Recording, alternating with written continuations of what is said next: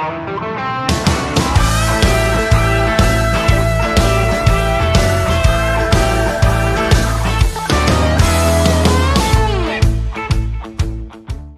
saudara-saudara yang sangat berharga di hati Tuhan. Saya Pastor Ten Willing Haryanto. Saya seorang hamba Tuhan tunanetra. Karena anugerah Tuhan sajalah maka saya dapat terlibat di dalam pekerjaan Tuhan. Saya senang dapat berjumpa dengan saudara sekalipun melalui media sosial. Saya terpanggil sekolah teologi atau jadi pendeta itu saat saya umur 11 tahun. Saat saya ada di sekolah minggu, saya sekolah minggu di gereja di GPDI Ketapang. Gembalanya adalah Bapak Pendeta Ahamande. Dan saat umur 11 tahun, saya sudah merasakan panggilan Tuhan untuk jadi seorang pendeta. Ketika itu mata saya belum buta. Nah, saya bilang sama Tuhan, Tuhan saya mau jadi pendeta kalau saya selesai SMA. Karena saya tahu pekerjaan Tuhan harus dijalani dengan serius. Nggak bisa main-main. Saya punya prinsip hidup seperti itu. Makanya saya bilang selesai SMA sajalah Tuhan. Nah, namun tanpa direncanakan, tanpa dimimpikan, ya masalah datang dalam hidup kita, badai datang dalam hidup kita tanpa kita prediksi, saudara ya. Nah, kebutaan saya alami waktu saya umur kurang lebih 15 tahun, 16 tahun. Saya sudah dibaptis air juga waktu umur saya 14 tahun. Jadi panggilan pelayanan itu ketika itu ya kurang lebih saat umur saya 11 tahun. Dan saya dibaptis umur 14 tahun di tahun 1977. Dan saya mengalami kebutaan di tahun 78, tahun 79. Dan ya, saya jalan hidup, ya saya sudah tidak ingat lagi akan panggilan itu. Ya saya jalani hidup berjuang untuk ya mengecap pendidikan dari hari ke hari begitu. Namun setelah sekolah pendidikan guru selesai, SPG selesai, saya kembali diingatkan oleh Tuhan untuk sekolah teologi. Saya sempat berkata sama Tuhan, Tuhan saya ini buta. Kemana-mana susah, lebih baik Tuhan pakai saja orang yang tidak buta. Karena orang yang tidak buta kan lebih banyak dan mereka bisa mengerjakan pekerjaan Tuhan dengan lebih hebat, lebih maksimal, lebih luar biasa begitu. Jangkauannya lebih luas dari saya sebagai orang buta. Saya harus dituntun ke sana kemari, saya harus bergantung pada orang dan sebagainya. Tentu terbatas sekali pekerjaan Tuhan yang saya bisa kerjakan. Tuhan hanya bilang begini, kalau kamu mau, kamu pasti bisa. Kamu jangan bilang bisa atau tidak. Kuncinya hanyalah mau atau tidak. Kalau kamu mau, kamu pasti bisa. Karena yang membuat kamu bisa itu bukan dirimu, tapi aku, kata Tuhan. Yang penting kamu mau. Kalau kamu mau, aku akan membuat kamu menjadi bisa. Saya masih coba berdebat, saudara. Saya bilang, sudahlah Tuhan, saya jadi guru SD saja. Tapi Tuhan bilang, kalau kamu mau, kamu bisa. Dan akhirnya saudaraku, saya tetap memaksa, tapi kenyataan semua jalur untuk saya menempuh pendidikan di fakultas keguruan, semua seperti ditutup jalan oleh Tuhan. Tapi sekolah teologi ya dibuka oleh Tuhan. Dan akhirnya saudaraku, saya dan keluarga merundingkan ini dan mereka bilang, kamu dipanggil oleh Tuhan. Sudahlah, kamu tinggal berangkat ke sekolah teologi ya.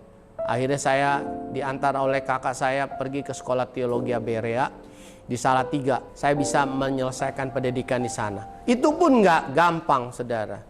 Ada persyaratannya. Kalau 6 bulan Willing tidak bisa menyesuaikan diri dan tidak bisa, ya menyesuaikan diri ini maksudnya tinggal di asrama dan menempuh sekolah, maka saya harus tinggalkan sekolah teologi. Tapi kenyataan, saudara, kasih karunia Tuhan luar biasa. Saya bisa mendapat ranking di sekolah teologi itu. Sehingga saya bisa lanjut menyelesaikan diploma. Kemudian saya bisa menyelesaikan sampai master teologi. Dan masalah pelayanan, saudara ya, memang ada banyak hal-hal yang menegangkan tentunya dalam pelayanan saya. Karena apa? karena ya saya tidak bisa melihat, saudara ya, tidak bisa melihat. Jadi kadangkala saya ya seperti saya beberapa kali hampir masuk Sungai Musi, ya kan. Pernah juga saya di daerah Pulau Nias, saya pernah sampai ke daerah Silumbui, Sigolong-golong. Jadi saya harus naik kapal feri dari Padang sampai ke Silumbui itu. Nah, Silumbui ini kalau saya waktu saya pulang, saya harus naik kapal perintis dari Padang menuju Silumbui itu. Nah, Pulau Silumbui ini termasuk di daerah Kepulauan Nias. Saat kami, saya dan 2 teman ya akan kembali, maka saya harus naik kapal perahu, mereka sebut Johnson ya, karena mesinnya mesin Johnson begitu. Itu dari Silumbui sampai ke Pulau Telo itu 8 jam. Nah, dari Pulau Telo ke Teluk Dalam, Nias Selatan itu 5 jam saya harus naik kapal kayu lagi. Dan ya tentunya saya ada serangkaian pelayanan di daerah-daerah itu. Nah, yang bagi saya adalah kesulitan pada waktu saya naik kapal perintis itu dan harus berlabuh di dermaga di Silumbui, saudara. Saya harus turun dari kapal feri yang besar begitu, dan ya kapal itu tidak bisa merapat sampai dermaga. Tentunya saya harus dioper ke tongkang. Nah, antara kalau saudara yang melihat, saudara tinggal turun tangga, lompat masuk ke tongkang. Saya tidak bisa, saudaraku. Saya harus duduk, turun satu tangga, dan sampai pada tangga terakhir kaki saya sudah tergantung di atas laut. Maka tongkang itu harus mendekat di bawah saya. Dan ketika saya mau turun, kadangkala kapalnya naik, tongkangnya turun. Jadi jaraknya tambah jauh. Kadangkala kapalnya turun, tongkangnya naik. Saat saya mau lompat, tongkangnya sudah turun lagi. Karena ombak cukup besar di daerah situ. Karena itu termasuk lautan Hindia, saudara ya. Nah, disitulah saya begitu tegang sampai ada beberapa menit saya harus memakan waktu untuk bisa turun di situ. Karena apa? Karena ombak antara kapal feri, kapal perintis dengan tongkang itu tidak bisa rata bersama-sama. Dan ya sempat mau jatuh juga ke laut. Tapi ya puji Tuhan, Tuhan begitu luar biasa. Dan akhirnya ya saya bisa pelayanan di sana. Selain saya keliling dari Pulau Nias, saya keliling di Indonesia dari desa ke desa, kota ke kota. Saya di Kalimantan Barat juga, di Sumatera Barat saya masuk ke Pulau Rimau. Kemudian di Kalimantan Barat saya pelayanan sampai ke Bengkayang, sampai Angsang, sampai daerah Darit sana, sampai ke daerah Jawai, saudara ya. Kemudian saya masuk juga Papua ya, Shalom untuk Papua. Nah, saya sampai ke Maybrat sana di daerah Sorong, Maybrat di Air Tinyo ya, Aimaru masih 2 jam lagi masuk pedalaman, dan juga Manokwari. Saya juga pernah ke Timur, dan saya juga ya masuk ke daerah Kalimantan Timur ya, Berau, sampai ke daerah Tanjung Selor, Kalimantan Utara, Slalom, Kalimantan Utara, dan juga Kalimantan Tengah, sampai ke Kasongan, sampai ke Katingan, dan ya saya bersyukur itu.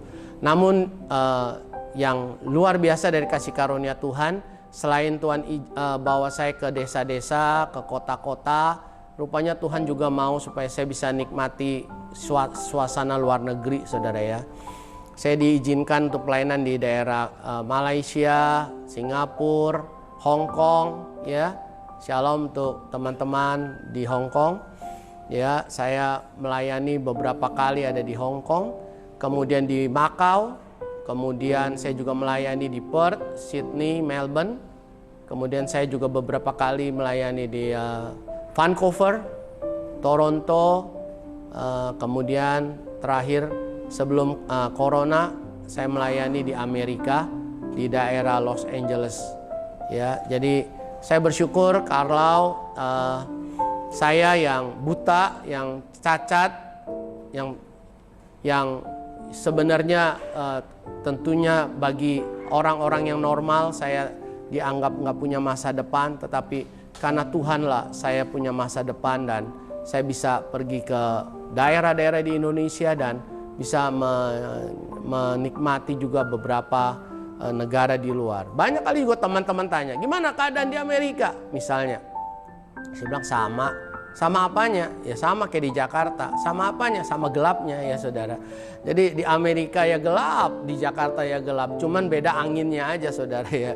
Beda anginnya sama beda makannya begitu. Makannya di sana ya sedikit agak keju-kejuan. Kalau di Indonesia kan tempe-tempean, tahu-tahuan gitu ya. Pernah juga ada seorang wanita, dia mau foto sama saya. Nah saya biasa suka tanya sama teman saya, gimana perempuannya? Dia bilang perempuannya sih cantik tapi lagi hamil. Ada nggak suaminya? Nggak ada. Aduh, saya bilang udah.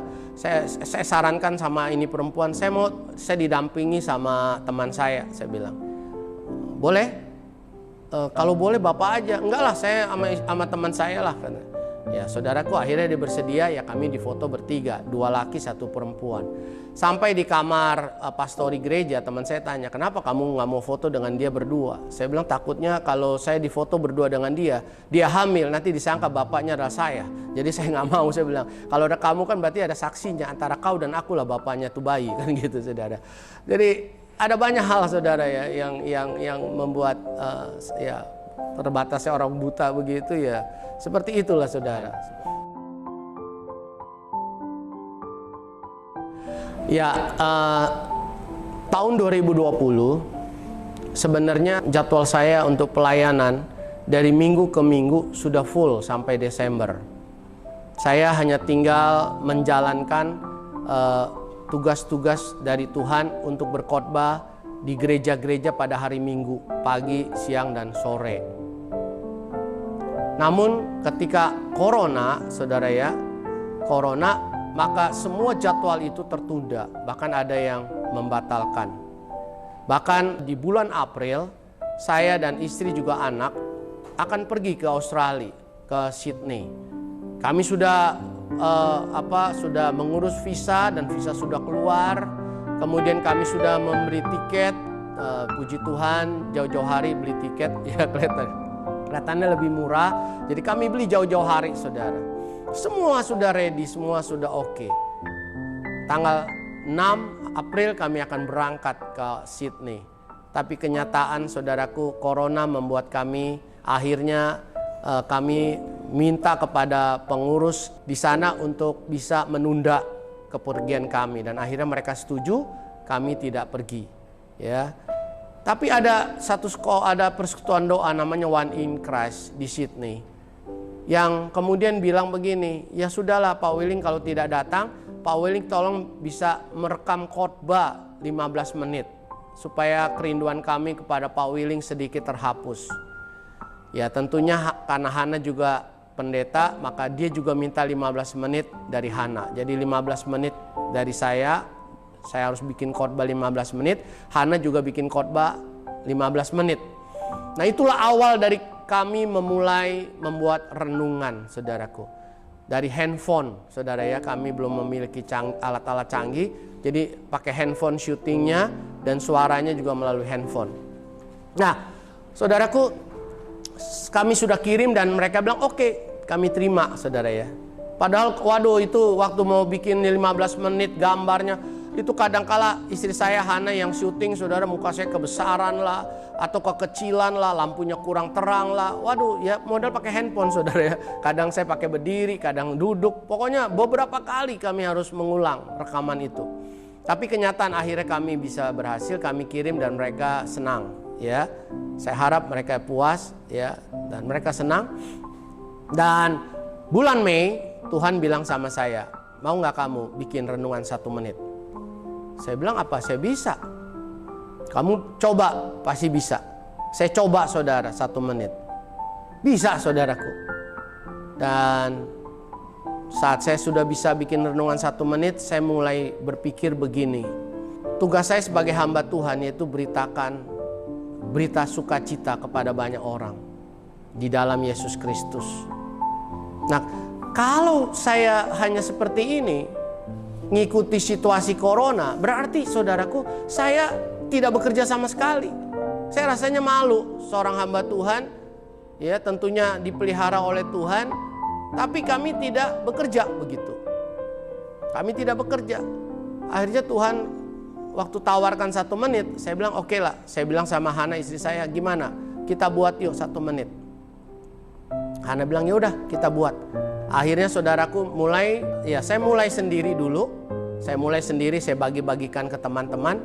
Ya, rupanya teman-teman cukup menyukai saudaraku, teman-teman pendeta cukup menyukai. Ya awalnya sih teman sekelas saya dulu. Ya, seminggu 3 kali, Senin, Rabu, Jumat saya terbitkan. Oh ya, saya juga sebagai ketua Dewan Pengawas Pusat Perkumpulan Tunanetra Kristen Indonesia. Ya, nah jadi saya juga masukkan ke grup dari Perkumpulan Tunanetra Kristen Indonesia itu juga, saudara. Nah mereka suka saudaraku, tapi saya Senin, Rabu, Jumat. Nah ketika saya bilang sama Hana, mau nggak kita lanjutkan? Hana bilang oke. Dan mulai 7 Juni sampai hari ini kami sudah mencapai 474 episode. Jadi sudah 474 hari kami bekerja. Dan kami hanya punya kerinduan supaya seluruh jemaat bisa dikuatkan dan diteguhkan imannya. Kami mulai dari kitab Kejadian pasal 1, pasal 2, pasal 3 sampai pasal 50. Kemudian kami mulai lagi dari Keluaran pasal 1, pasal 2, pasal 3 sampai pasal 40. Ya, selanjutnya kami akan selesaikan pasal-pasal itu. Kalau Tuhan Yesus belum datang, kami akan menyelesaikan, kami usahakan untuk membagikan kebenaran dari Alkitab sampai kitab Wahyu.